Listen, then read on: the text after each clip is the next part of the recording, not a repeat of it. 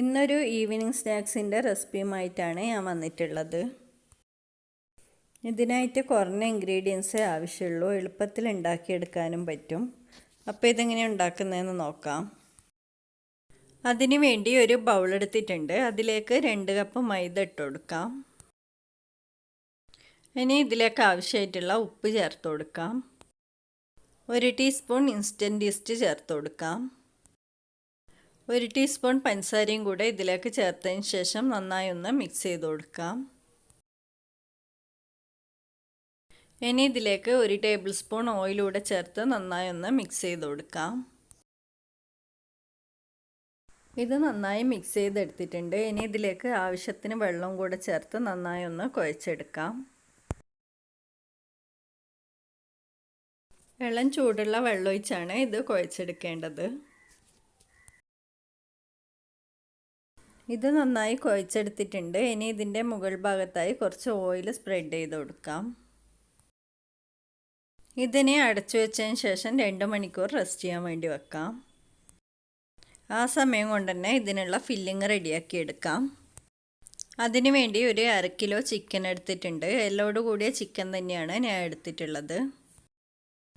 ഇതിലേക്കൊരു 3 table spoon തൈര് ചേർത്ത് കൊടുക്കാം. 1/2 teaspoon ginger garlic paste, 1 teaspoon വിനാഗിരി, 1/2 ടീസ്പൂൺ മുളക് പൊടി, 1/2 ടീസ്പൂൺ കുരുമുളക് പൊടി, 1 ടീസ്പൂൺ ചെറിയ ജീരകം വറുത്ത് പൊടിച്ചത്, 1/2 ടീസ്പൂൺ മല്ലിപ്പൊടി, 1/4 ടീസ്പൂൺ മഞ്ഞൾപ്പൊടി, ഇതിലേക്ക് ആവശ്യമായിട്ടുള്ള ഉപ്പ്, 1 ടേബിൾ സ്പൂൺ ഓയിലൂടെ ചേർത്തതിന് ശേഷം നന്നായി ഒന്ന് മിക്സ് ചെയ്ത് കൊടുക്കാം.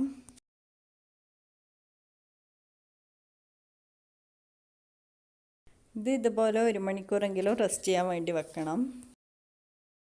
ഇതിപ്പോൾ 1 മണിക്കൂർ ആയിട്ടുണ്ട്. ഇതിനെ ഗ്യാസിലേക്ക് മാറ്റാം. ഇതിനെ അടച്ചു വെച്ച് ലോ ഫ്ലെയിമിൽ വേവിച്ചെടുക്കാം.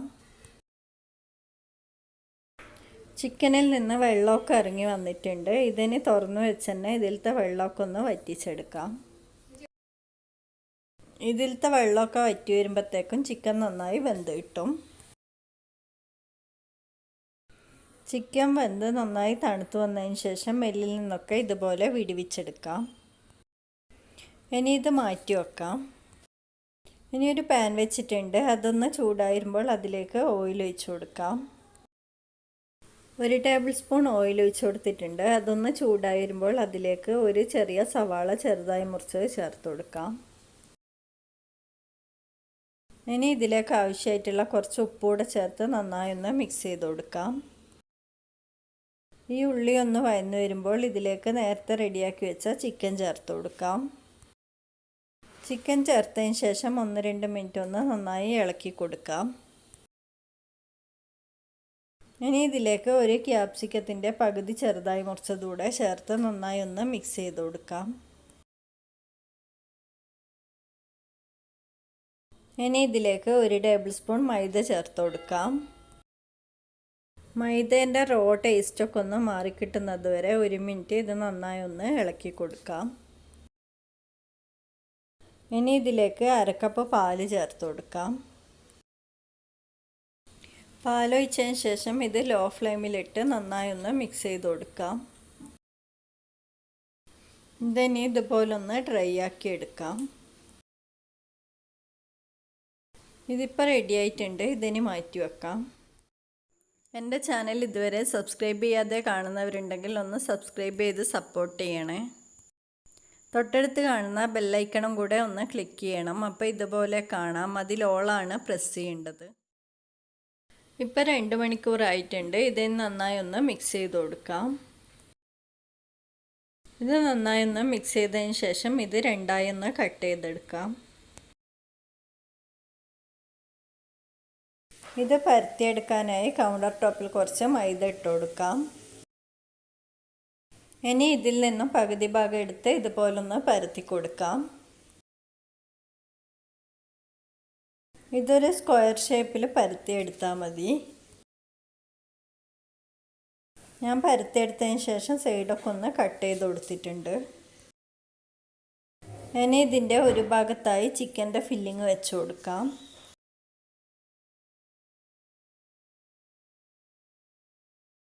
ഇനി ഇത് ഇതുപോലൊന്ന് മടക്കിയെടുക്കാം. ഇതിൻ്റെ ഈ ഭാഗത്തായി മുട്ട ബീറ്റ് ചെയ്തതൊന്ന് സ്പ്രെഡ് ചെയ്ത് കൊടുക്കാം. ഇതൊന്നുകൂടെ ഇതുപോലെ റോൾ ചെയ്തെടുക്കാം.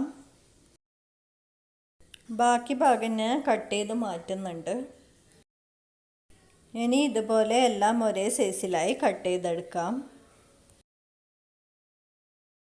ബാക്കിയുള്ളതും ഇതുപോലെ തന്നെ റെഡിയാക്കി എടുക്കാം. ഒരു ബേക്കിംഗ് ട്രേ എടുത്തിട്ടുണ്ട്. അതിൽ ഓയിൽ ഗ്രീസ് ചെയ്ത് കൊടുത്തതിന് ശേഷം ബട്ടർ പേപ്പർ വെച്ചിട്ടുണ്ട്.